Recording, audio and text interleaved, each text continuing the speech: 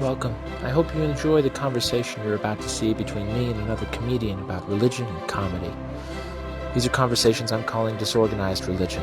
God bless. And for those atheists out there, may nothing await you after this life. Hey nerds, welcome to another episode of Disorganized Religion. I'm your host, Seth Lawrence, as always. Thank you all for tuning in and for listening. This week, this episode, true treat, a treasure, a national treasure, a treasure of both East and West Coasts, a rising star, a meteoric comedian, the mighty Matty Chymbor joins me today. Welcome, Matty. Thank you so much, man. I mean, I knew the intro was going to be good, but you blew my pants off that are not even on right now. And I'll tell you, baby. I'm flattered to say the least. Oh, I love it. I love it so much. I love that Zoom provides us the mullet of outfit, the business on top, party on bottom. Professional on top, misdemeanor down below, because this wouldn't be legal anywhere else. Yeah, the indecent, decent exposure. Yeah, let's see. Fuck the party, non-party. We'll do legal up top, illegal below. That's the new move. Yeah, I love it. I love it. Although you did say my last name slightly wrong, I'll say, So how does one who knows you better pronounce it? It's like timber, but with a CH sound. Chymbor.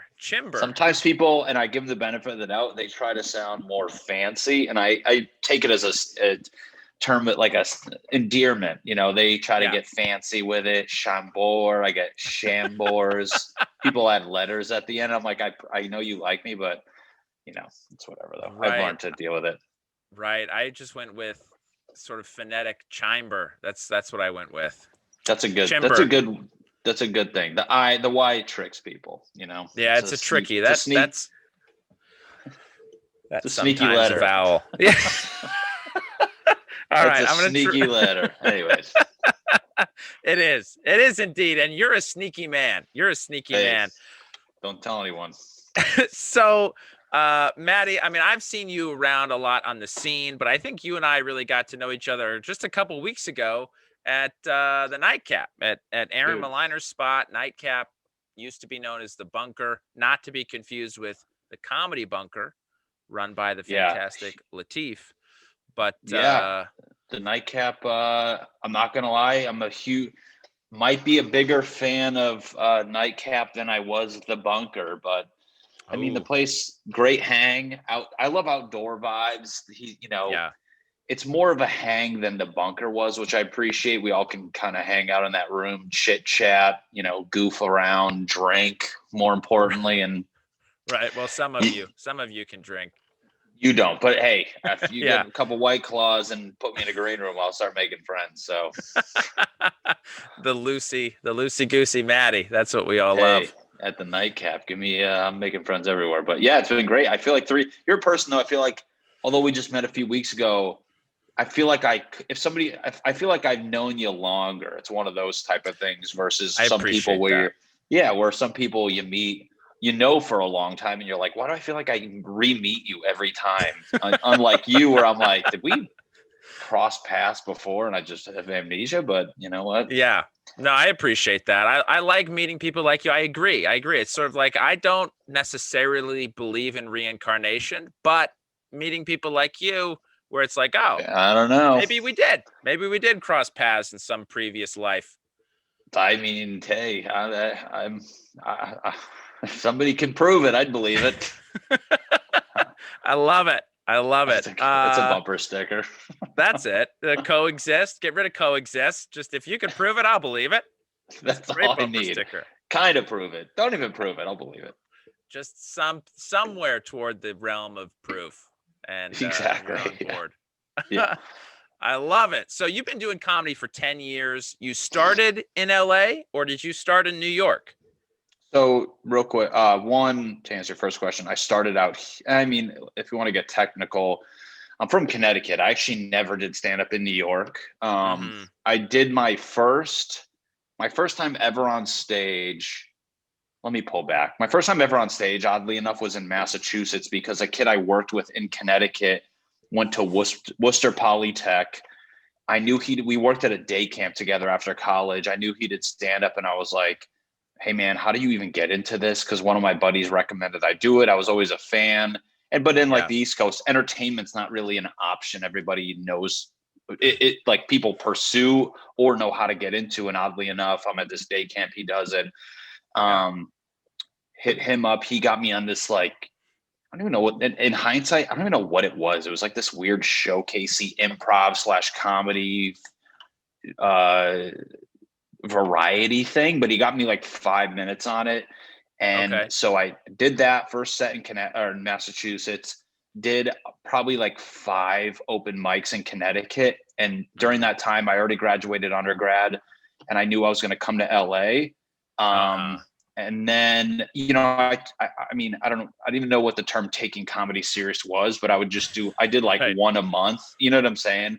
Yeah. And then I moved to LA and did grad school, took like 6 months off, and then hit it pretty hard here once I realized I really like it. So I just tell people I start out here, but if we want to dig into the nitty gritty for podcast world, that's kind of like the timeline of it.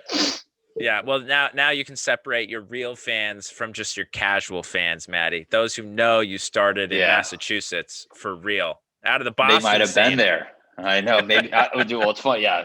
Saying Worcester is Boston is a stretch, but hey, I'll take it. I don't care. It sounds cooler. It's all the same. On the West Coast, to me, it's all the same over there, right? Honestly, it's all smushed together, and they all talk the same anyway, so it doesn't matter. Yeah, they're all cold and miserable together. So, and you know what? That generates comedy, so I'll take that. But yeah, so I did that, and then 10 years, and it's crazy. I guess it's weird to count this year or last year as a year in comedy, but I'm a person that I'm never like, we always meet people in comedy who get very technical when they try to like tally up how many years, because they want to sound like they've been doing it less. They're like, I've been grinding for like a year, but I've been doing it for 12. You're like, you've been doing it for 12 years. Yeah. So I'll count it. And what is there are a couple of things I want to talk to you about, but first I want to ask you about your writing process, because your comedy is so unique to you, and I love all of what you do, but I'm curious about how you come up with the bits that you stick with. Boy, I'm glad this is being recorded, because I'm going to listen back to it, because I swear to God, I don't even know. Like, and it's interesting to hear people say things like my comedy is unique, and you can tell because like, everybody has like imposter syndrome, where I feel like I'm just every white guy. But lately, I've noticed the things that stick are, and I do my best to write jokes and really be observant. I'm not a guy who sits down and writes. I try to do like the morning page thing, but that's like fair weather stuff. I jot ideas down. I do a lot of open mics, and I will write like a word or an idea that intrigues me. And it's just the sheer volume of going up and just saying stuff constantly and just keeping what sticks and finding like a rhythm in that and I feel like since you started seeing me at the Nightcap, I've been getting good at like just being free on stage. I tend to think like I'm good at, like, I don't want to say riffing, but I'm pretty quick-witted. And some of the things, they're not crowd work per se, but it's like things that happen in the moment that I somehow generate into jokes that I can do off like at different venues. Like, so when people are like, oh, it's good crowd work, but if you actually watch me at a couple places, I can do that. It almost becomes a bit, which is odd. So I have those, which I feel like my career shifting more towards that, which it sounds very conversational and it's like 100% me. But when you see me on the road, I did have a lot of like, because I used to open for Drew Lynch, and you kind of emulate the person you open for. So watching him, he's very structured. You open with this, you close with that. And on the road, you do need something like that. So it's weird. I'm departing from that while trying to take the professionalism of that style, if that makes any sense.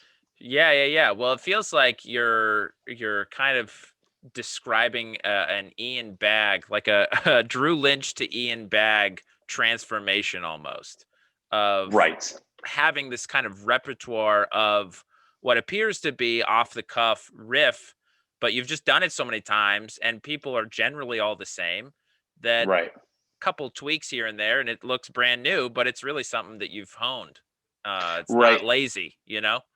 Right. And honestly, for me as and a writer too, and just how like, I hate doing, I never, ever, ever write my jokes out verbatim. Like they don't really, the only time I ever did that was actually like a year ago.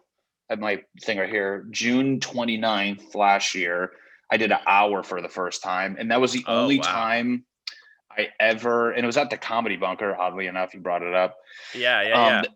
That was the only time I ever got very technical, because it's just the sheer volume of jokes. You can't just like be off the cuff. Like these sets around town, when you're doing 10 minutes, 15, you can get away with like not really planning. But that was the first time I made like a Google Docs and I wrote down verbatim. But even when I do that, my rule for myself is like, when I start you do the punchline.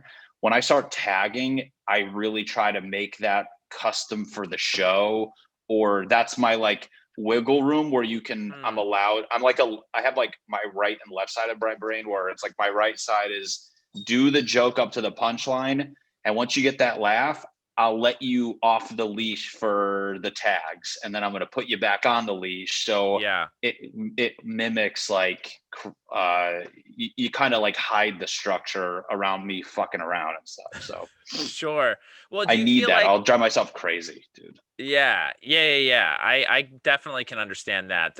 For me, I try to have at least one or two jokes that are just kind of mine, that I almost don't even care if the audience loves it or not. I just like toying with the ideas of the jokes. I need those, or I can't. I just feel like a shell of a person just reciting the same words. You're just like, what was that? That's not even fun. You know? Yeah. And I wanted to do you feel like it's maybe a risk reward kind of thing too, where some of those tags that you're playing with don't quite hit as hard, but if they do, it's like a super hard hit? Yeah, dude, that's the thing where I feel when I do go off the cuff a little bit too much, you're right. It's like, it either is just like great, or it just completely flops and it freaks me out a little bit. And that's like the point in my career, like where I'm at comedically, where how do I juggle that? And I always feel like I used to take myself off the tether rope when I would do the riffs, and I'd be, the joke or the tags were eating it or whatever, I would have a hard time scrambling back to the structure. But now I'm trying to be really good at like getting my scripted stuff very good, where it makes me feel comfortable. So I can sense if like the first tag or whatever, they're not feeling it, I just go right back to the thing. You kind of like dip your toe in the water.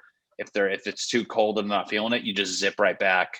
So, but you're right. When it hits, it's like, I mean, it's just like, it's a laugh you can't get from most of your punchlines.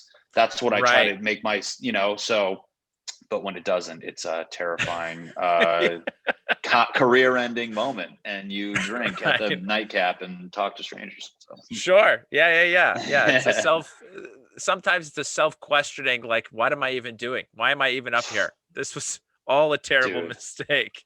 Bro, it's crazy, but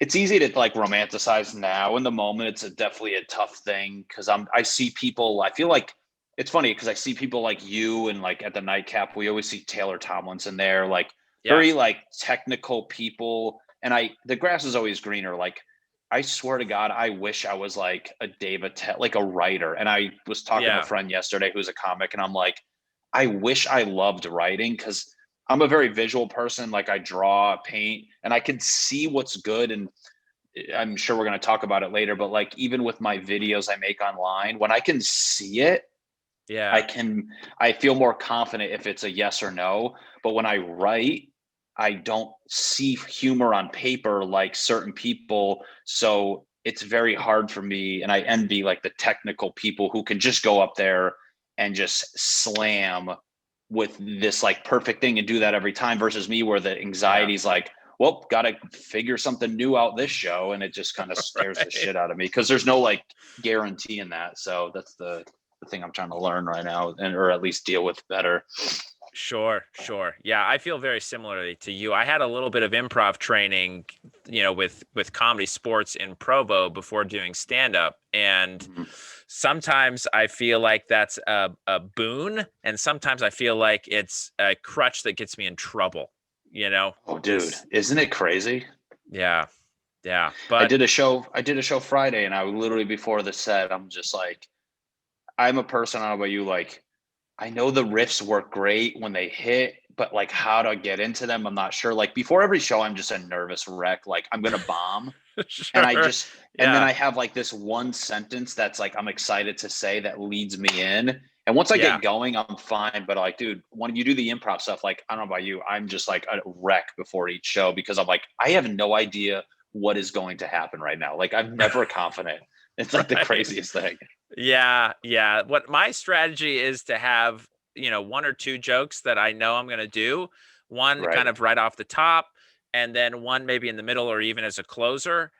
But getting into the improv, like what kind of these ideas I want to toy with, yeah, Mhm. that can be soul crushing if it's not going well. I mean, it's weird, but you know what? It's the my confidence has a lot to do with that feeling before I got on stage though. Like lately at the Sure. nightcap, that venue, I sort of got just having all you guys there and we're having fun makes Yeah. me not care about the outcome as much. And I'm trying to take that Right. mentality because like you Yeah. ever see like these guys around LA who are like successful and you watch them, their air of like I care but I don't give a shit is like through the roof. Like you watch them on Yeah. stage taking risks and like you're just like God, like I wish I could, I want to do that, but my fear is like I got to do good so they book me again. But then when I do Right. venues like nightcap and everyone's there and like we're friends with Aaron and he's like, dude, have fun. You have these sets that are so great, and I'm like, that's what I'm trying to mimic because it makes me feel better about doing the weird things. So Yeah. that's Yeah. the rule for this year for me at least. Or Yeah. trying. Well, and that's good. I mean, the people that I noticed doing that, for example, like a Neil Brennan, taking risks, and he's a writer for sure. He's not, I don't Right. think, going off the cuff up there.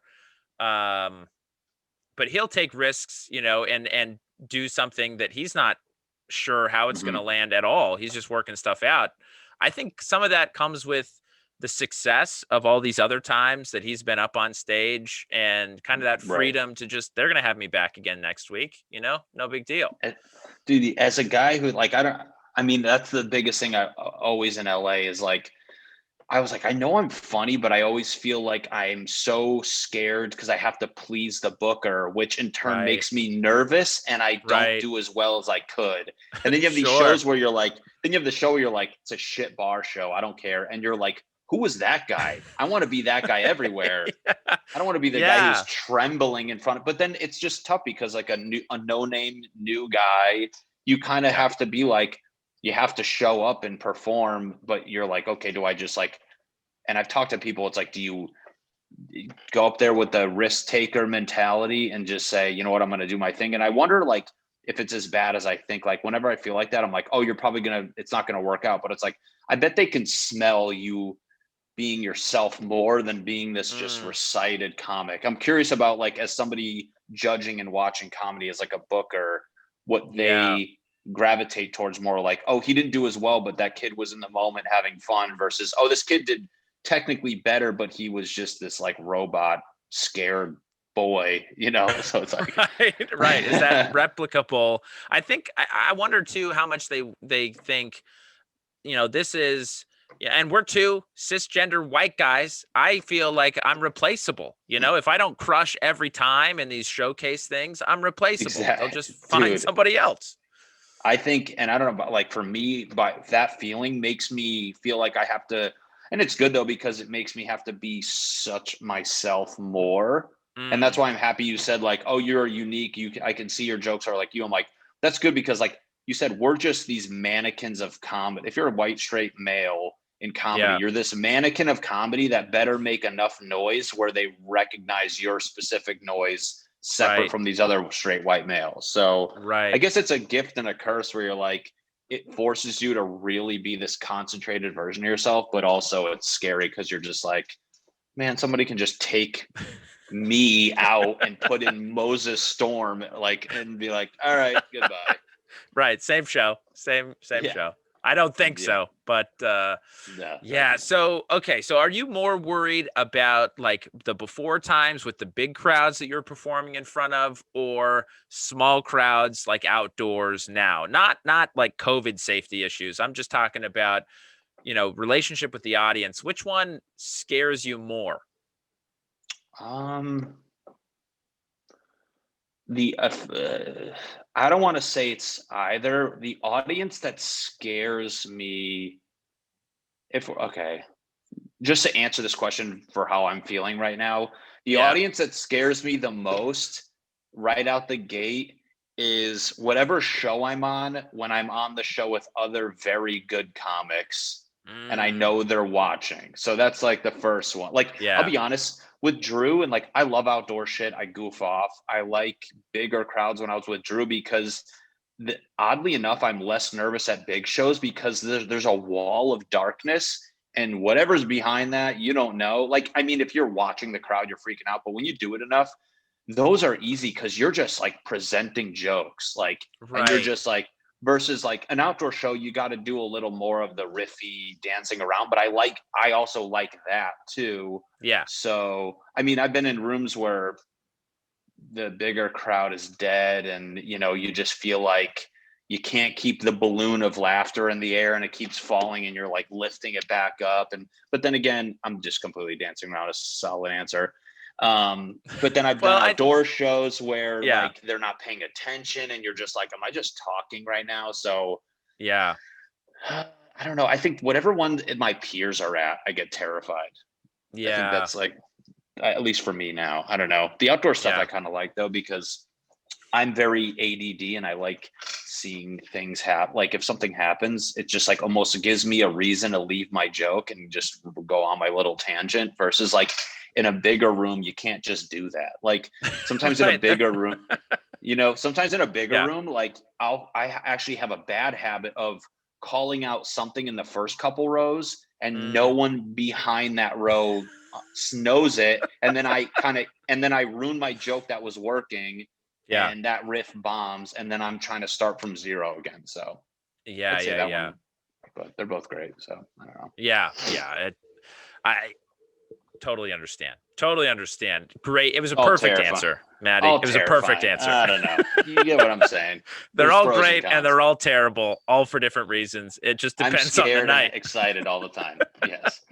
Yeah. So you studied architecture. You're working as a project manager right now. What drove you into stand up other than just, your buddy being like, "Hey man, you're funny. You should try it out." What I kept mean, you, coming back for stand up? uh, what got me? I mean, it's funny. I always enjoyed being funny around my friends, but I never thought I was the funniest. But I Mm, loved when I made people laugh. Although it's weird, like around my friends, I didn't think I was necessarily the funniest, but like in my family, I always knew, and I never thought of this as like a special thing, but I always knew how to make like my stepbrothers and stepdad and sister like laugh. I was like, mm-hmm. oh, I just like, I know what I do. I self-deprecate and they laugh. So I was like, but I didn't know that was comedy. I was just like, oh, I know how to make them laugh. It's not a big deal. And it's funny, like I would make my mom laugh, not because I was trying to be funny sometimes, but because a situation would happen and I would be to try to wrap my head around it. And that's kind of how my comedy is now. Sometimes I would Yeah. say like a metaphor, like, oh, that is kind of like this. And she would laugh because I made a metaphor, but I'm like, I'm generally trying to wrap my head around it. Right. But it's funny, I was doing all that crap growing up. My friend recommended it. I was a huge fan of comedy as is, so it was just like a blessing in disguise that he recommended it.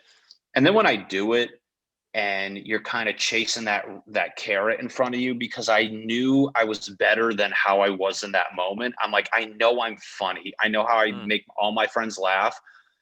But when I go on stage, I'm just not that guy. And I was always striving to be the guy off stage, on stage that I am off stage. And it's right. just Right. been years and years of chasing that. Well, good things have been happening. And I generally love doing stand up and making people laugh. And the whole process, but I really think it was just like my stubbornness being like, you're not quitting because I know you're better than this and you know you're better than this, and we're going to see how far it can go, because that's right now you're just not developed and you're not giving yourself justice. So generally think that's it right now. And it's just, besides being fun, that's kind of like the more stubborn mule inside of me that keeps me going.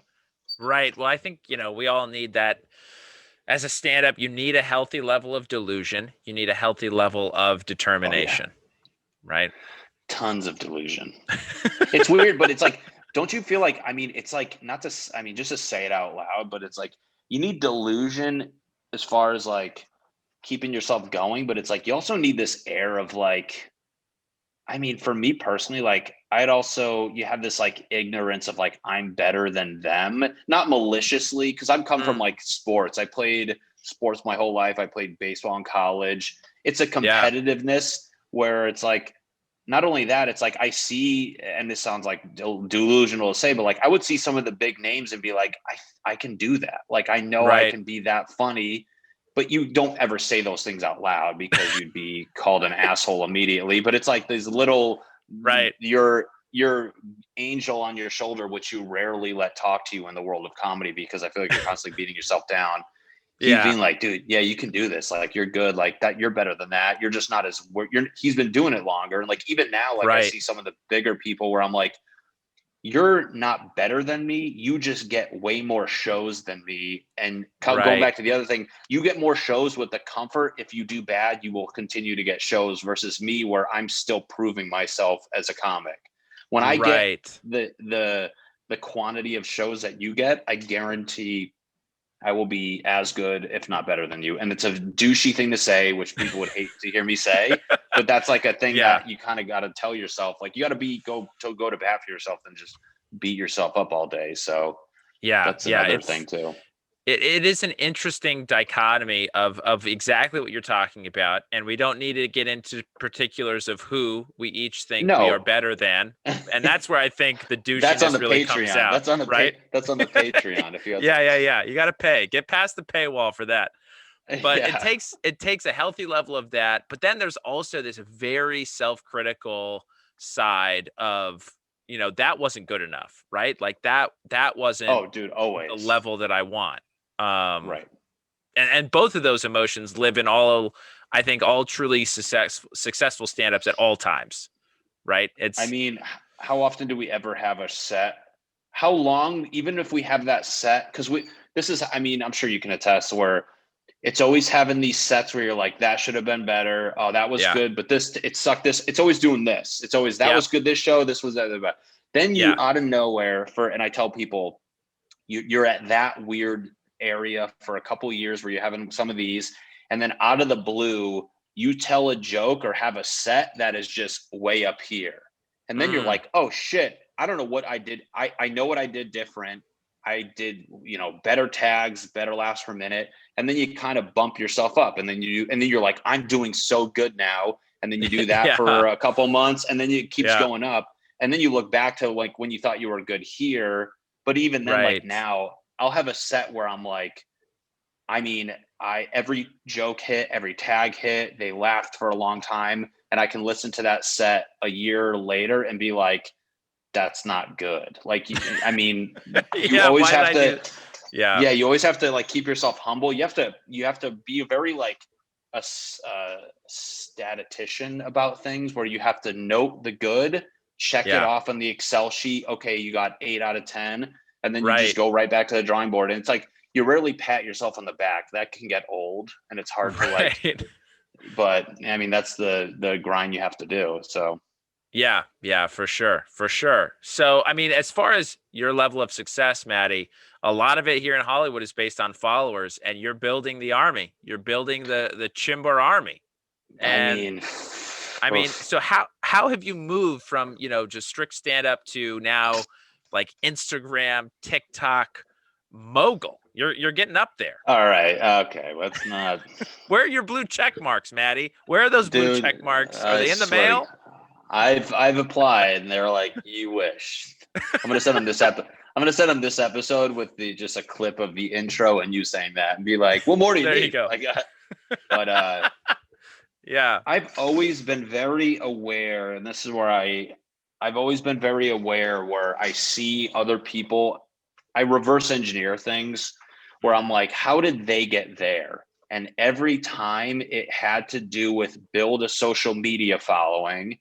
Right. And 9 times out of 10, it's make something that can be shared, and always it leaned back to like videos. And I knew I wanted to do videos because I see Drew blew up from YouTube and got videos and was very prolific with putting out great content, and they go viral.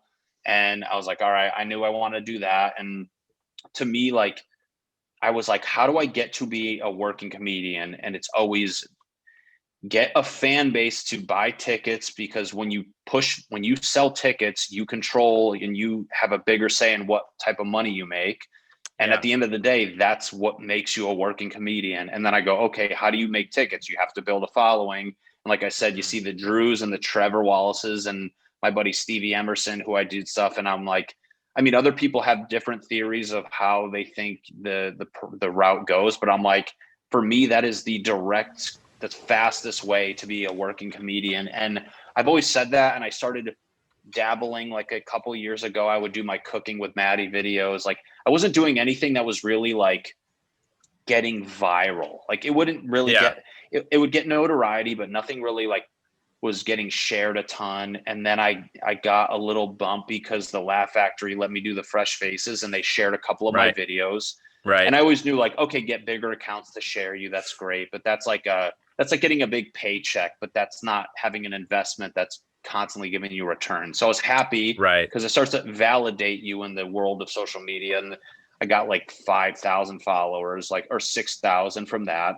And it's good because, and in my head, I'm like, okay, like that should start to steamroll, and just, you're constantly learning lessons where it's like, when I was at 1,000 followers, I'm like, man, when I get 6,000, it's going to steamroll because they're going to share it and it's going to work great. And it didn't. But I kept putting out. I got, over the years, I would do Cooking with Matty. I would do these random sketches. I would do kind of just like, I didn't know what the hell I wanted to do. And then, but I was always putting stand up way before it. I would do my podcast a little bit, but I'd always put stand up 99% of my time. So the 1%, I wasn't really giving myself time to develop like a really good idea. And then COVID hit, oddly enough, silver lining. Right. And at the tail end of COVID, or before it hit, and even the beginning, I did a show at the Improv, and this manager from New York, his name's Meech Golden. He's the man. He's not repping me, but he's just like, he just was like, he introduced himself. I want to take a call. And he just gave me a lot of pointers. And he's like, dude, I just want to be a resource for you. Yeah. And it was great. He's just like a guy. I was finally felt like validated in a way. And then long story short, at the beginning of COVID, they had a social media manager at his agency. And I was like, can I just talk to him for like 20 minutes? And I was like, dude, I just want to pick your brain. And he told me the best advice. He goes, make shareable content so people can share it. And I basically started, I don't know if you like scroll down. I used to do, I would do the tweets. You just do a tweet and put it on your Instagram. On Twitter, they would eat it. They would eat an ass. They would do like maybe okay. And what by okay, I mean like 10 likes. Yeah. And then did that for a little bit. But I'm like, again, I'm not a writer. I love the visual thing. Right. And started doing a couple. I was going away from the Cooking with Matty, and then I started doing a couple of these random little sketches. And then and I was like, you know what? I'm going to just start. One day I was like, I'm going to start doing TikTok. I don't care. I'm going to do a sketch, 2 or 3 sketches a week. When I say sketch, it's like a one-liner version of a video. And I was like, I'm just going to put it out and keep doing it. And I had a couple that did really well on there. And I put them on my Instagram, and they were starting to get good views. And I was like, okay, this is before Instagram Reels came out, which is like the TikTok version. Yeah. And just kept making them. And I had like a handful that out of the bunch I made, I had a handful that did really well. And then once Instagram Reels came out, and I just to kind of backtrack, when IGTV came out, and the rule of thumb for Instagram is whenever there's a new feature, they push it very hard. So Right. actually at the beginning of COVID, I went back and all my old stand-up clips I used to post, I re-edited with captions and a thumbnail. And because Yeah. IGTV was new, they were pushing them, and I actually got a good bump in followers. Oh, And then, interesting. Yeah. yes, because it was a new thing and everyone's like Right. sharing it. So I was like, I'm going to jump on this, and I put it out. I didn't know, but in hindsight, I was like, oh, it's because it was new. So then Mm. when everyone's like, oh, Instagram stole TikTok, they made their own. I had like 5 videos that I already knew did great on TikTok. And I Yeah. was like, I go immediately, I put it on Instagram Reels, and within like a week, those ones just started taking off because it's the new feature, it's Right. proven material, and it was just getting shared and like levels of views that I was just like, are you like within like a couple days, like 200,000 views on there, which I mean, Yeah. we all know it's like an inflated thing, but honestly, the rest is kind of history, where Right. from there I started to generate this style of basically acting out inanimate objects and personifying things. And Yeah. then it just kept working and working and working. And I just was like, all right, this is like what I'm going to do. It's starting to dwindle down, but like, to go back to your question, like, or your statement, like that's basically how I got to where I'm at now, where it's like, all right, I just jumped on it and then I started developing these ideas. And now like I tend to think I'm a good editor, and I just keep trying to pump out as many as I can. And they're just like, thankfully, Instagram must have deemed me like a good influencer, whatever you want to call it. And now like Sure. they still get good views, but the beauty is like now like meme accounts will share it. Yeah. And that's kind of like the good thing, where just having a video that gets shared and gets shared and shared and shared, it's kind of like investing money. You can either look at it 2 Hmm. ways, like save your paycheck each week, which means like, hoping you get these little followers from comedy shows. So you're like, I perform for 100. If I do well, I'll get Right. 20. Or you go, I'm going to make a video that's going to be working for me while I sleep. And Right. which you essentially look at as Yeah. like stock investing. So Yeah. that's kind of it right now. And I'm now still trying to figure out the next step, because it's definitely slowed down, but I'm still trying to see like how to even get like more revenue of humans to my page. And Right. it's really like a whole different game, and it's stressful and daunting, but Yeah. I mean, I'm all in now, so I got to figure it out. Well, yeah. Well done. Well done. You've done fairly well, it seems like. So, I mean, it's like comedy. It's like, I don't know, you write an idea and you're just like stressed out. You're like, I got to do a new idea, and then you just beat yourself up, and you're like, was that even funny? Like, did I yeah. just acted out birds? Is that funny? Like, I don't even know what the hell's going on. It's great. It's great. Did you check the beak? Did you see the beak on her? Oh, you watched it? Thank you, man. I did. Appreciate Yeah. it. Yeah. Of course. Of course. Dude, I feel like a Uh, psychopath, but anyways, that is what it is. I love it. So you recently did an hour at the Comedy Bunker. What strategy did you implement as a self-admitted non-writer? Mhm. How did you go about organizing the hour? Basically, I learned this lesson from, I forgot, I think James P. Connolly. Do you know him? Name sounds really He's like a familiar, but Marine. He was a big flappers guy. He's older, uh-huh. but he would always headline. He was always like headlining and doing Claremont. And he taught me a while ago, when you do longer sets, you don't remember the individual jokes, you remember the chunk. Right. So I had my construction or work chunk. I had my Mm, grew up in Connecticut single mom chunk. I basically wrote out, um, and luckily featuring for Drew it gave me a good solid base of like probably 20 good minutes, and then the additional 20 of material that was like fair weather, because when you feature, you just want to do well, so you're really building up like right. a solid 20 to 25. But Yeah. basically the strategy was, okay, if I have 5 chunks and they're all 10 minutes or whatever, that's basically my hour, obviously Sure. 50, but if you figure for laughter, that can eat up a lot of time. So that Right. was really it. And I wrote it out I went and wrote out every joke, literally like any joke I've ever told at a feature set. I had a dry erase board, wrote them all Mm, out, categorize them in what area it should go.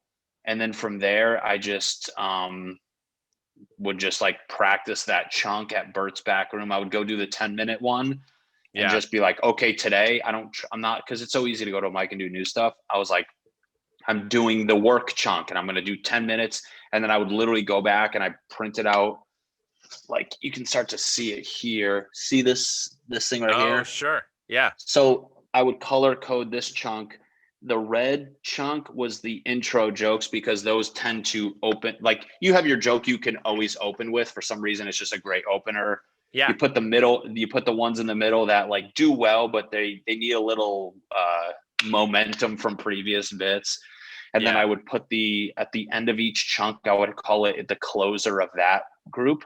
And I would put the best joke at the end. And then I would just like I have construction, my age, being single, growing up in Connecticut, or growing up family, that would be that one. And then ex-girlfriend. So all my ex-girlfriend bits.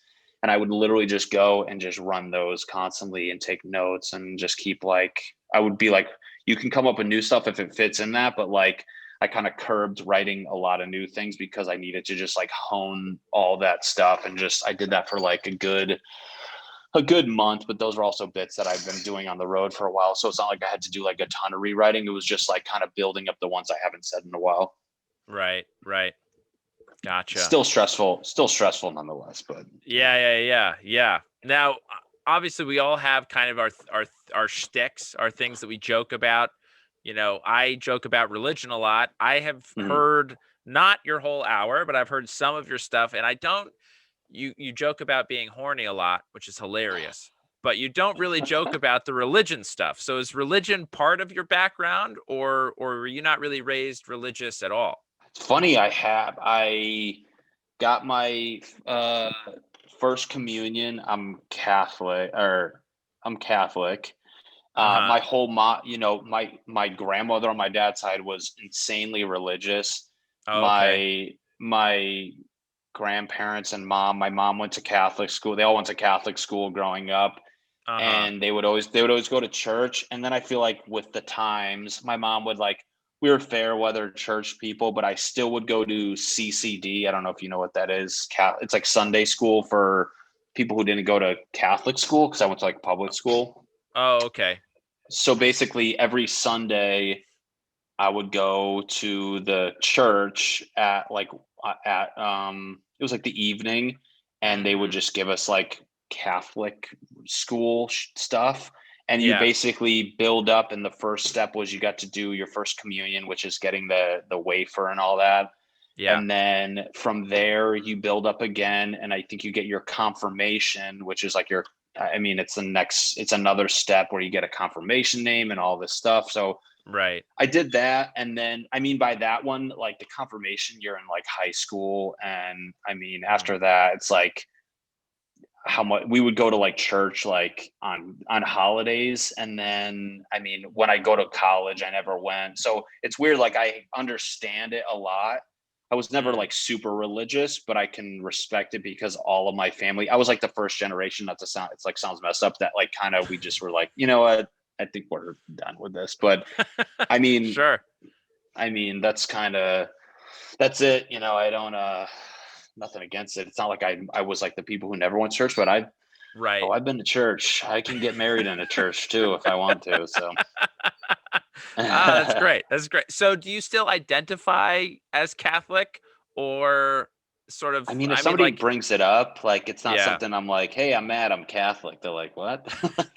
Right. Really? I guess I don't want to like claim it in a way when I'm such a fair weather fan. It's like, sports. It's like, I'm not going to be like, go Dallas Cowboys when I don't know many people on the team. They're like, get out of here. So, right.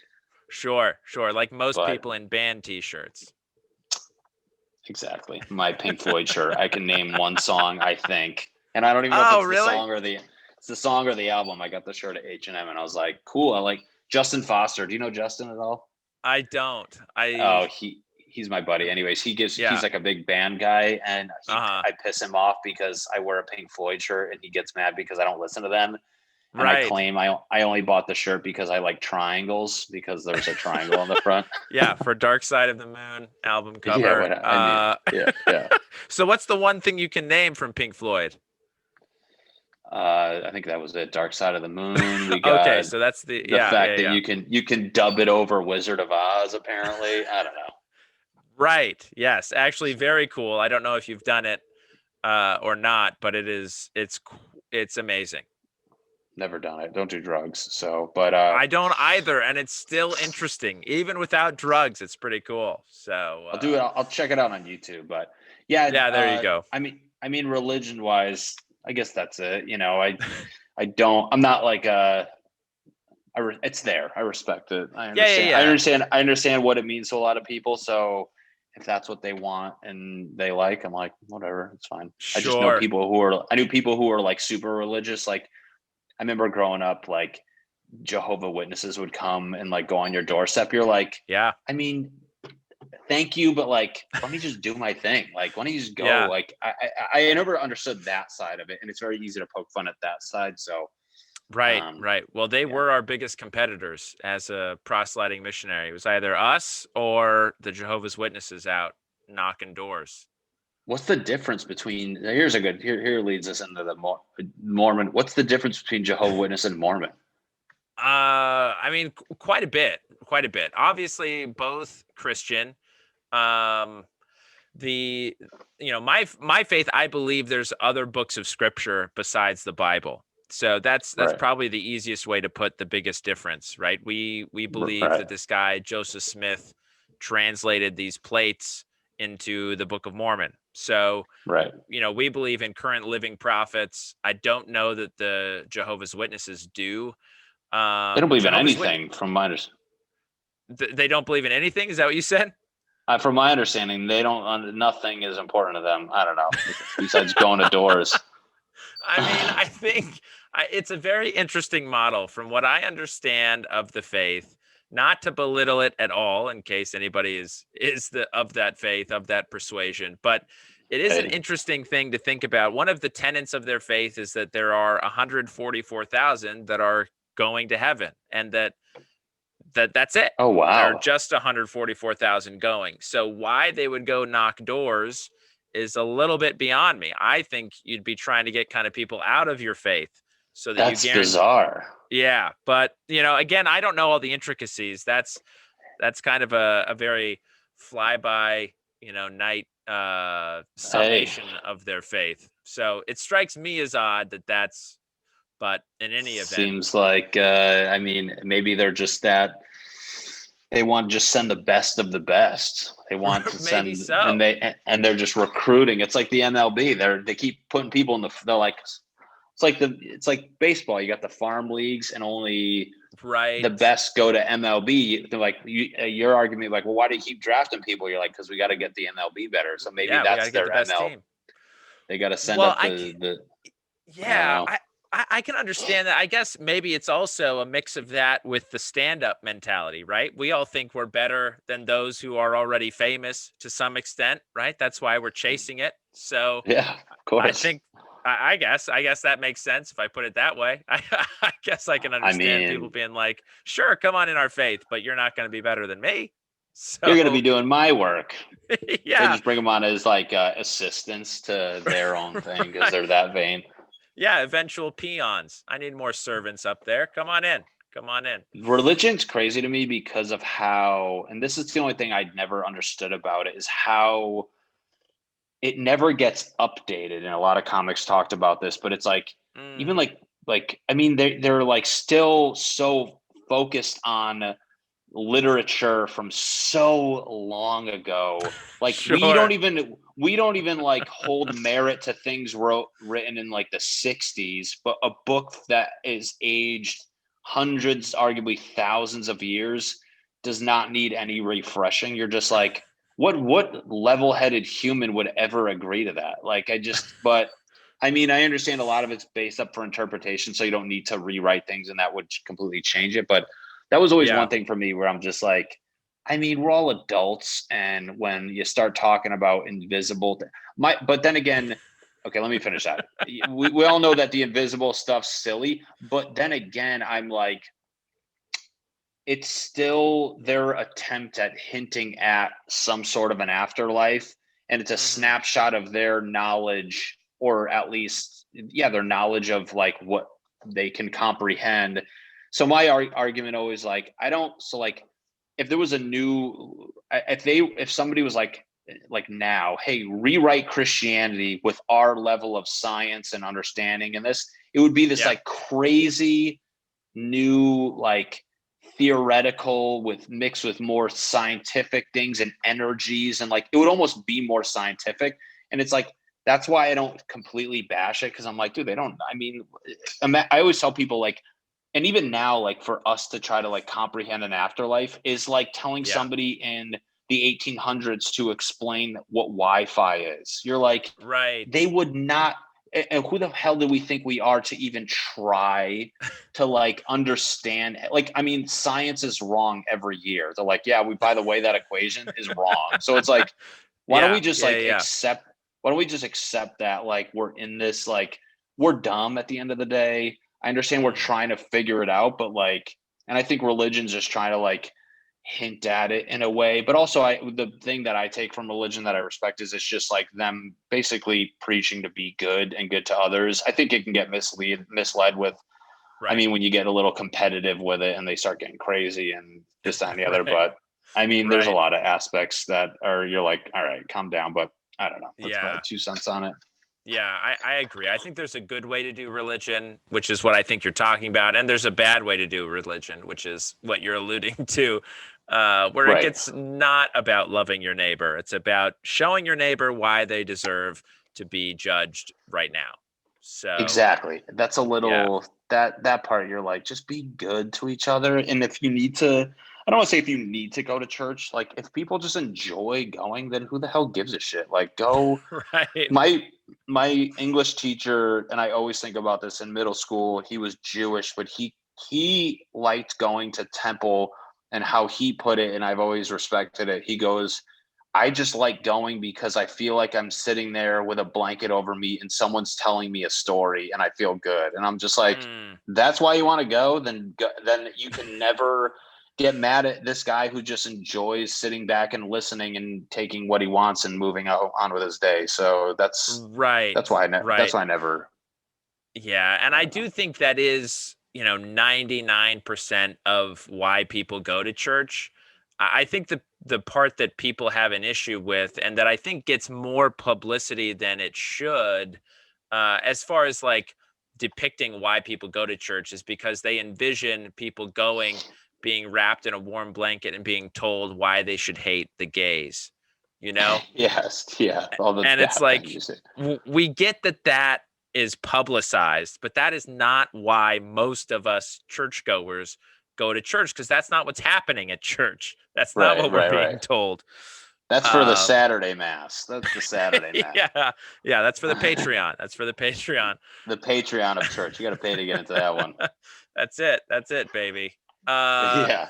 So do you believe in an afterlife at all? Like, are you kind of agnostic, or where do you fall? No, I think I generally think it's kind of like what my explanation of, like, I think how our language trying to sum up what happens after you die can't be done in a way. I do believe something happens. I don't know what, because I generally don't think anybody can even comprehend it. But it's funny, on my podcast the other day, as like, I mean,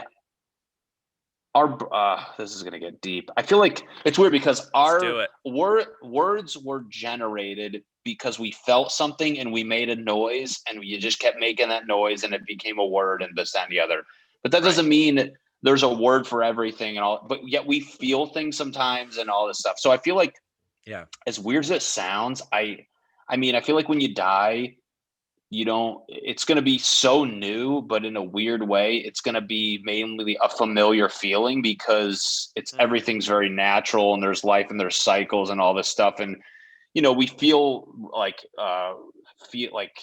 I don't want to say recycle feelings, but like there's events that like you're like, oh, I felt this before for this circumstance, and it's like a means of growing. And it's like even like going back, like it's crazy where you have that feeling of like sadness, but also being happy when you like had to graduate high school, and then you have that same feeling again when you had to graduate college, where you're like these kind of like death and reborn feelings, and you kind of like see how it's sad to leave that, but you're going here and there's additional like thoughts and emotions mixed with that. And then you have the same thing when you meet, like you have that little summer camp effect when you go somewhere, like that's just like the coming and going vibe. But I'm like, I feel like there's those situations beyond this, and it's going to be a sensation that it's going to be new. It's probably scary, but when it's happening, you always hear these like after death stories where they're like, I felt calm. And it's like, if you can ask somebody who was dead, like, was it as mind blowing? Was it mind blowing? Yes. But is it a situation where you kind of felt at peace? Like you trusted the process? I think that's what it's like. What the end game is. I mean, everybody thinks we're just going to be translucent humans in the clouds. I mean, I don't think it's that, but I tend to think that you can still, I mean, for the sake of your family and friends, I tend to think even if you're not like a human form, you can still feel like your mother or your daughter, or you're like you can, they're near you, like as that like, so I can hope it's that, while understanding it's probably not that, but maybe it is. So I think it's something. Some people where they're just like, you shut off the lights and it's done. I'm like, okay, but we also know nothing about consciousness, where like there's so much to it that to tell a human being to put into words, I mean, it's just like you're not doing yourself any justice. But I can at least hint at like a process I think it goes, and like using like precedents of like, I mean, us not understanding why we before we were born, why we don't remember stuff. It's like because you weren't in the vessel of consciousness yet, so you have no reason. It's like I look at like your soul and being a human, like being like a human is like a car and the soul is the person driving it, where you're put in this vessel. You might have a shitty car, a great car, a fucking car that wants to crash into other cars, but you're doing your best with the weird square wheels that you're getting and driving. And once you ride that shit till it goes, like the car's gone, but the person driving it is still an entity, but you couldn't experience driving without being in the car. So like, that's like, does that make sense? So that's my thought process. So I think everyone needs to get together, take a pill, kill each other like a cult, and document it. we took Matty a very coming TikTok religion. We took a very strong turn there. I know. Sorry. That's not at all. I love it. That's not at all where I thought you were going to go with that, but that's what we love about you, Matty. And we're all horny in my afterlife. It's just that's it, baby. Slippery and hard. Oh my gosh, that's great. So, I mean, your vision, like as far as like a god or a divinity, do you believe in that? In something that's kind of watching over all of us? I feel like, I mean, watching over is, I mean, I don't know about watching over. I look at it like this. I drew a picture once when I was high where like, whatever we are, there's a much more concentrated version of that somewhere else, which is in turn what God would be. And we're just little pieces that broke off and inhabited what we are. So that's why, I mean, some people might be more concentrated than others. What does that mean? I don't know. But I feel like it's this, like, if you call it a cloud and then like little clouds break off, that's what people, so it's like, we're all like, that's why when people like, we're all a part of whatever you consider God. Yeah. I feel like it's just like what your consciousness and your morals are, just a less, I don't want to say concentrated version, because I would imply that that thing knows more, but I guess maybe that's it. I don't know. I do have a sense that we were like it's branched off of like a bigger math. I don't want to say energy, but like if you're going to use that, like there's a source of this energy, and we have that within us. But wherever the hell that lives is considered, if you want to call that the God aspect, I guess. I don't know. Right. Okay, I like that. Interesting. Yeah. So sweet. it's like science and theoretical, I guess, is my thought. Or like, you know what I'm saying? Like it's not science, because I don't want to give science too much credit, but it's like I'm a huge proponent of like being realistic and having common sense and trying to like look at things like unbiased. That's why I'm not like super political or like I'm so like I try to be as unbiased as possible in every situation, because, and even like how I apply like my thoughts on like all these things, where obviously religion says words for these entities, science has labels for things. I'm like, before there was words and labels and stuff, like what do you generally just think it was? And that's kind of like how I come up with my solutions, and at least for that stuff. So Yeah. No, I like that. I can respect that. I think, like you, that religion and science are pitted against each other when I don't think they should be, right? I think it's really two different sort of modes of thought to get at truth. And I think they actually can help each other out. I don't think they have to be at odds. I think a religion was arguably trying to do what science did before science was even a real thing, as far as like understand stuff. And then they put labels on it. And then one day some guy just put a narrative to the science, which in turn became, or the narrative to their science, which was religion. I feel like religion is narrative to their science back in the day. And then obviously when science came around, their whole goal is to constantly debunk things. So obviously the first thing they looked at was what they used to be talking about. And that's why they're constantly at odds. But I guarantee if you like took a guy from way back when who was religious and a scientist now and had them in the room, they'd be like, yeah, I'm just trying to figure that out, but I just called it this because I didn't know what else to call it. And I called it an angel with wings. And he's like, well, it's not exactly that. But then they would figure to have a common ground. So yeah, I 100% agree. 100% agree. I love it. Yeah. And on that note of agreement, I want to now move to our last and final segment of the podcast, where you get to now pepper me with whatever questions you've had about my faith and religion, in a segment I call "What's the Deal with Mormons?" So, Matty Chymbor, what's the deal with Mormons? Do you feel like it's as a Mormon, I feel like one of the biggest highlights is how you guys can apparently hook up with or have multiple wives. Do you feel like that's an annoying stigma around it, where it's like almost like a sexually driven religion in a way? Yeah, you guys are the nicest people on earth, but it's weird that like your stigma is like, I can fuck all the women, or you know, Is that So two things. One is it is a stigma that is, it's sort of a classic stereotype in that it came from a place that was actually true, but has been not true for quite a long time now. So people in my faith, the mainstream Mormons, mainstream members of the Church of Jesus Christ of Latter-day Saints, have not practiced polygamy for over 100 years. Oh, wow. Yeah. So there are little pockets of, sort of sects that have broken off from the mainstream faith, in central Utah, a lot of them that still practice polygamy, but they're not considered members of my faith. So it's like alti Mormon. Right, exactly. The Silver Lake Mormon.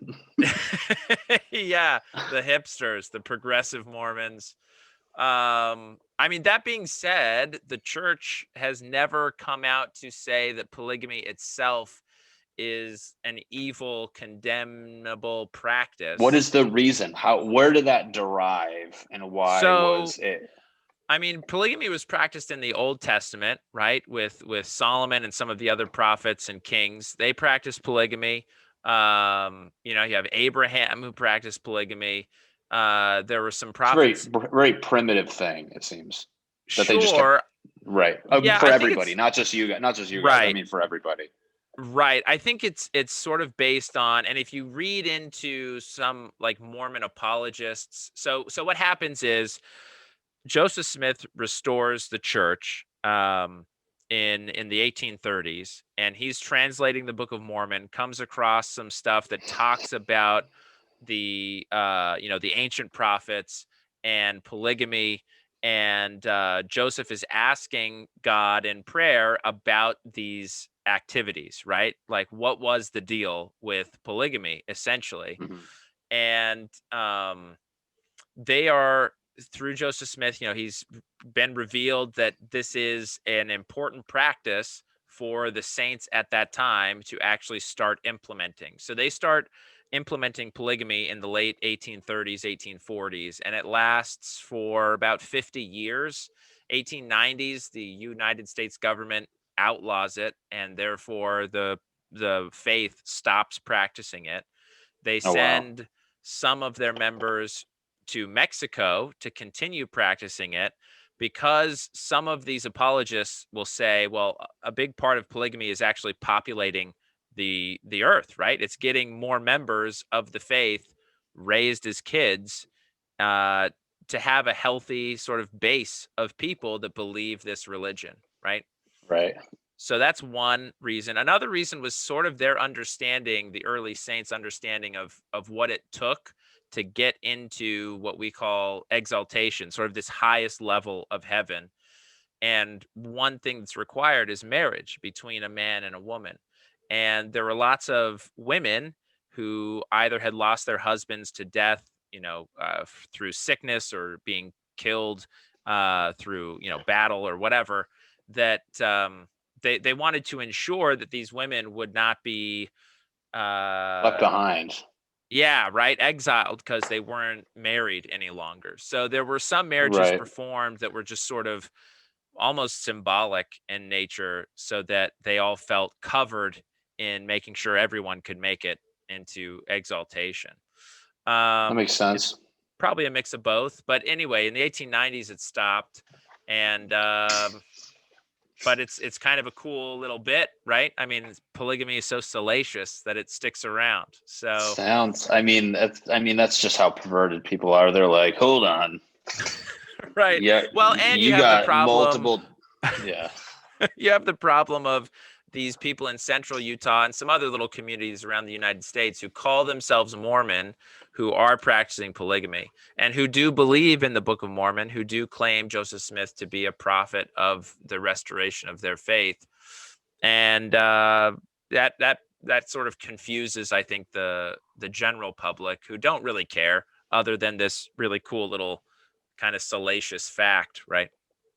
It's like clickbaity. Why is the news and the internet going to cover boring Mormons when you get the spicy stuff in Right. central Utah? Right. And The then that worst. seems like the general consensus. Yeah, exactly. Go after the worst dressed, most apparently sex hungry people in the Mormon faith. Go for it. I don't know. I'll read about. I'll sign me up. Do you feel Right. like Right. is there a lot of Mormons out here? Yeah, there's a healthy amount. Yeah, for sure. Do you hang out with them or like feel? Do you go to like where's your church at? Yeah, so I go to a building that is in La Crescenta area. Mm-hmm. So that's where our church building is, and sort of in our corner of the earth, La Crescenta, La Cañada, there are a few church buildings, a few different congregations that meet at these church buildings. But yeah, there's a fairly healthy Latter-day Saint faith, or I guess, overall congregation, a gathering in Los Angeles. There's just so many people in LA. So Do you feel like there's a? Can you spot a Mormon? I mean, if they're wearing a BYU shirt, yeah, heck yeah, Oh, I baby. guess. Yeah, Brigham that's Young, funny. Brigham Young University, that gives them away every time. I will say though, I've been confused when I see a Y on a hat or a shirt, because sometimes it's Yale. So you can't Right. just jump to conclusions when you see that And tricky Yale. letter. If I know anything about New Haven, Connecticut, it's no Mormon area. A little Puerto Rican-y, but no Mormons. Right. Yeah, My exactly. only beef with Mormons is when I moved out here, this girl, she'll remain nameless, but I met her at a comedy Good. club because she worked there and she showed interest, and long story short, we started like going on dates and all this stuff, and then I was like, oh, I like this girl, and then it comes out her boyfriend, which I don't know what they were at the time, was doing his little retreat somewhere. Where do you guys His mission? His mission? He was on a mission, and Wow. you know, and she was like going out with me. We're like, we weren't going all the way, but we, you know, like hook up and this and the other. And then Yeah. it kind of just turned out that like it was, she knew when he came back, they were gonna get, you know, go to the Mormon fucking party and make some babies. And I was just like, Yeah. what the? I go, what was that? I go, for being this like nice religious girl, you kind of fucked me over. So what the hell was that? And I'm like, I wish you told me. And it was just so bizarre how it was just like he left. He's Yeah. on his mission, fucking doing whatever they do, and Right. you know, and then he came back, and it was just like, see ya. And I'm like, but then you meet Mormons who, like, when I was in Hawaii playing Yeah. baseball, man, you meet these Mormons where they find loopholes in the whole no hooking up thing, and I'm like, Oh boy. I gotta So, say this. anyway. There are no loopholes. There are no loopholes. There's no poop Just hole butthole, just loophole. buttholes. Yeah, nope. That's all intercourse, baby. You've done it. You've done the dirty. The term soaking is different in Mormonism. Right. And it's unbelievable what people will do. I mean, that just speaks. I will say this, that there is a problem, I think, within my faith about being sexually repressive, you know, and it's Right. not like I don't think like youth leaders are trying to be repressive. I think it's just awkward, you know, in any sort of pervasive religious culture, it's awkward to talk about these things.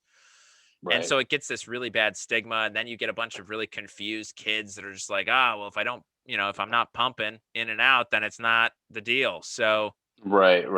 ridiculous nonsense. Last question. So Yeah. are you at the Mormon level? Like I've heard, do you like not drink coffee or any stimulant or anything like that? I mean, no, I don't drink for coffee. Religious reasons, or just like you just don't do it? Yeah, no, I don't drink coffee or tea for religious reasons. I don't drink herbal tea because it's gross. Yeah, But it's disgusting. allowed religiously.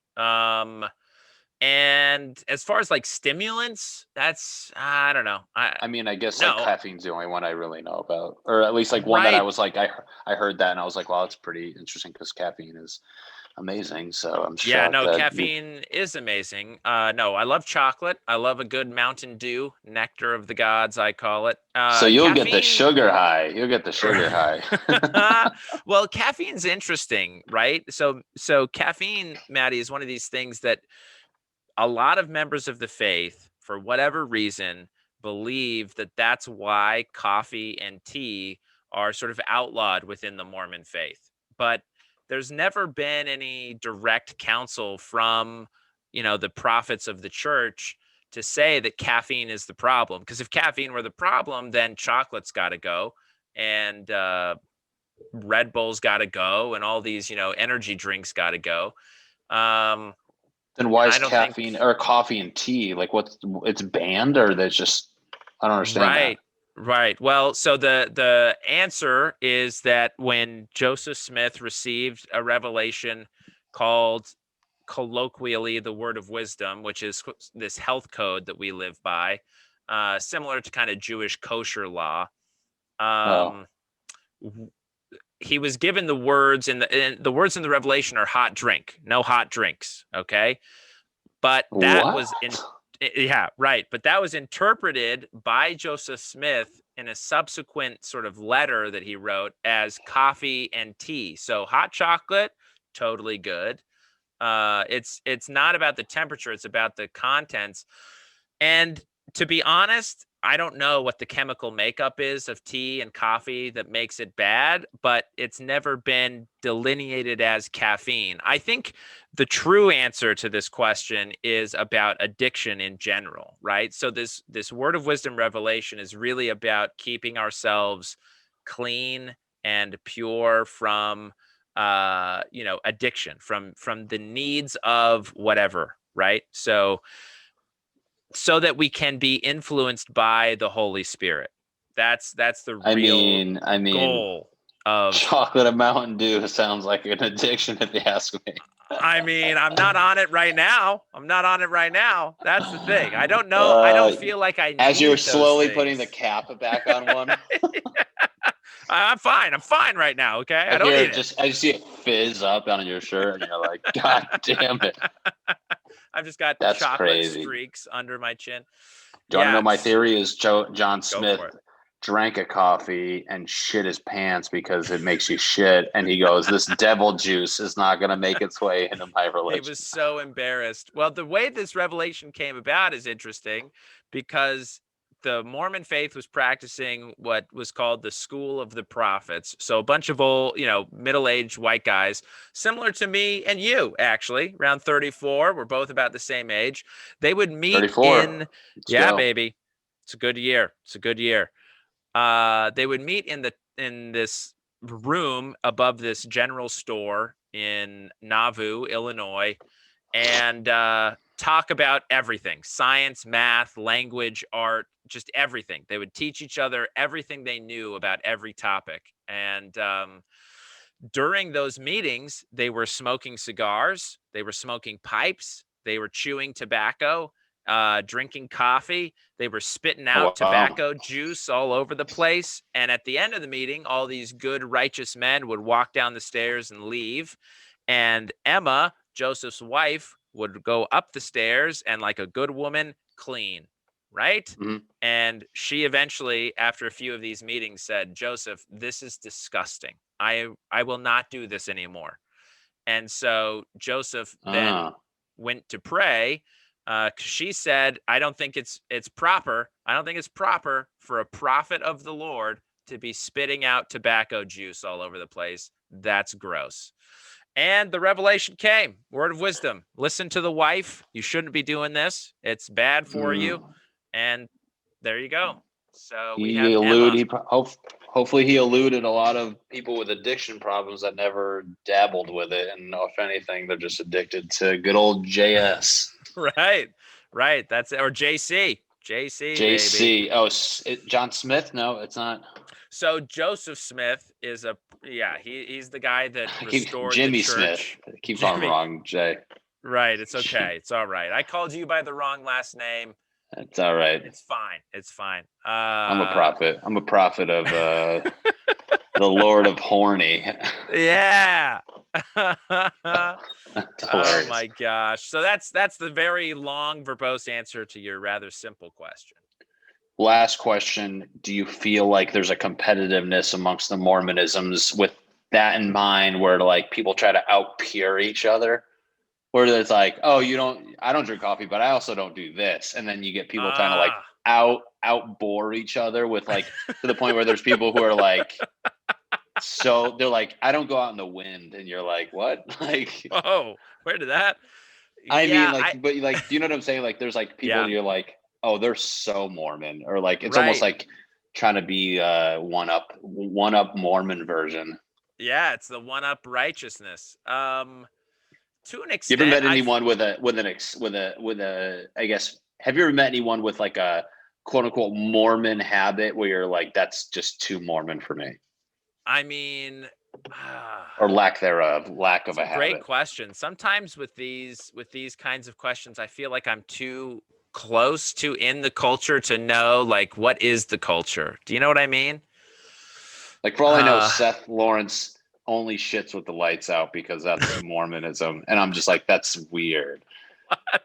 Right? No, you're like, I'm you're not, like Joseph Smith said, "You shall not see the turd that becometh of you." Right? Because prophets don't see their own shit, and you guys are like, that's just what we do. Don't look on the refuse of your own body. No, exactly. That's Mormon. That is so Mormon. That is so Mormon. Oh man, it's a great question, Matty. I definitely felt people one-upping each other in high school with righteousness, which is a very interesting time to be doing that. Yeah. So I knew kids, like we would talk about what movie we were going to go see. We're going to go, we should go see Austin Powers this weekend. And then, we'd get to the guy that we all knew he might not come. And he'd be like, yeah, man, I don't see I know that everyone is told don't watch R-rated movies. I don't see PG-13 movies. I draw That's the exactly line. it. Yeah. So it's one of That's what those I was things. Right. hilarious. So I've definitely met those people. What's funny is that guy, anyway, it's sort of like some of these people who try so hard to do religion the right way, which is like over the top, end up Right. kind of hating it and then leaving it because it's impossible to live like that. And it's like, a standard that it's too much. Right. And it's like you were never supposed to live like that. So no wonder you hate it. I would hate it. I would hate it if I did it that way. That's like when people start podcasts and they overdo the first episode with all these graphics and then by episode 10 they get burnt out because it's like you just should have started it at a steady pace and let the righteousness catch up to you than him coming out the gate being like, I don't watch Austin Powers. I don't put butter on my popcorn. I shit with the lights out. No coffee. You're like, dude, you're over. You got to ease into it, buddy. Yeah. Exactly. No chocolate here, baby. I'm all pure. I want a chapter in the Book of Mormon called the chapter of easing into it, and you guys are just gradually become just these orbs that hover of righteousness. But until then, you guys can watch R-rated movies and right. Yeah, go to Nightcap. A 12-step intro program where you're slowly getting into it. Yeah. Well, we'll have to develop. Maybe I'll write up a rough draft of that program and send it to you for editing. I would love to just. I'm going to come up with things that I think are Mormon that you should stop doing. The lights out shit. The lights out bathroom sounds like it could be like an elite Mormon practice, where they're like, we don't want to see the turd. We just turn the lights on afterwards. What's nice about that is you're also hitting into like this Hasidic kind of like no work, turn the lights off on the Sabbath kind of thing, in this Mennonite no technology. You're hitting a bunch of like different sort of main like hardcore religions in that one. I like that.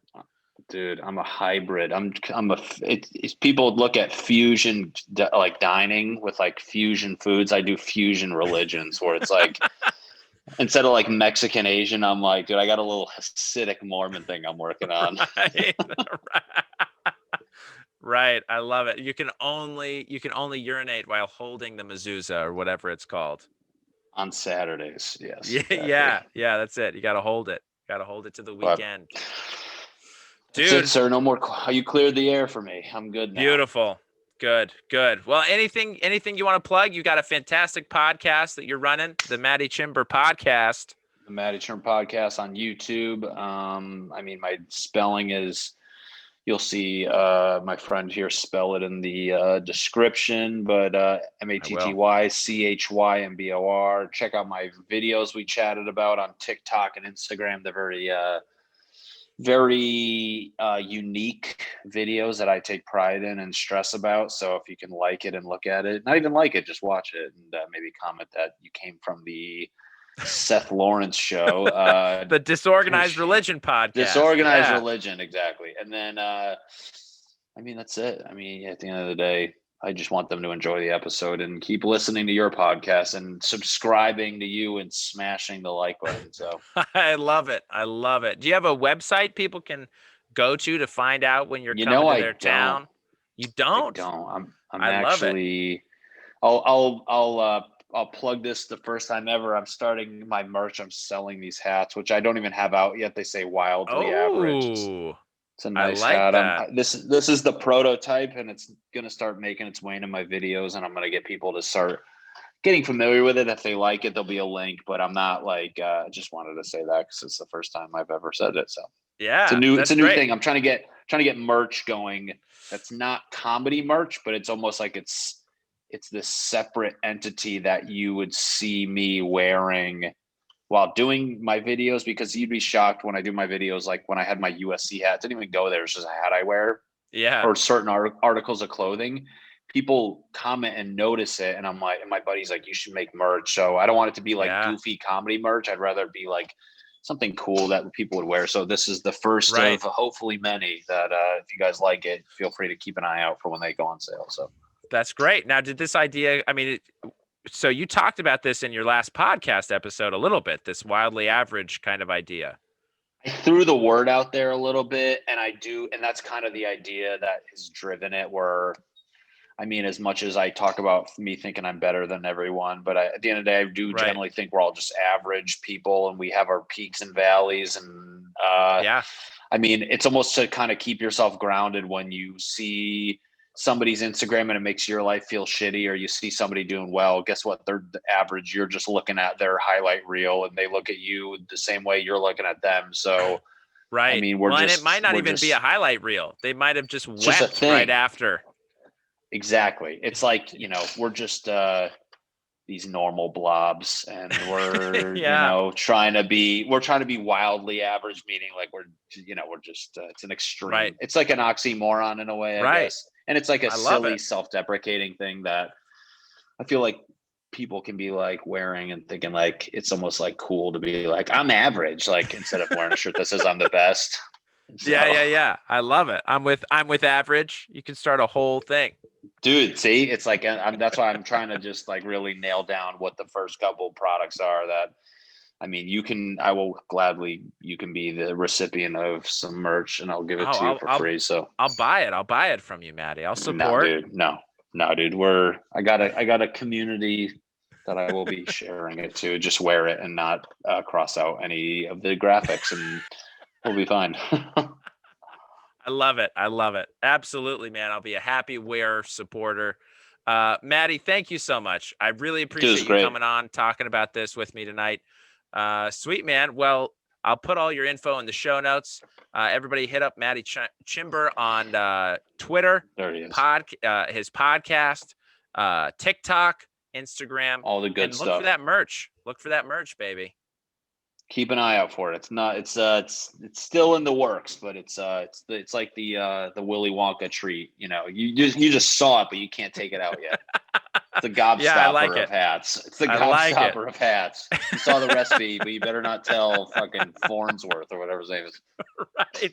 Right. Oh man, what's deep cuts from Matty Chymbor tonight? I love it, dude. Thank you so much. Remember, it's the metaphors. Just to go back. See.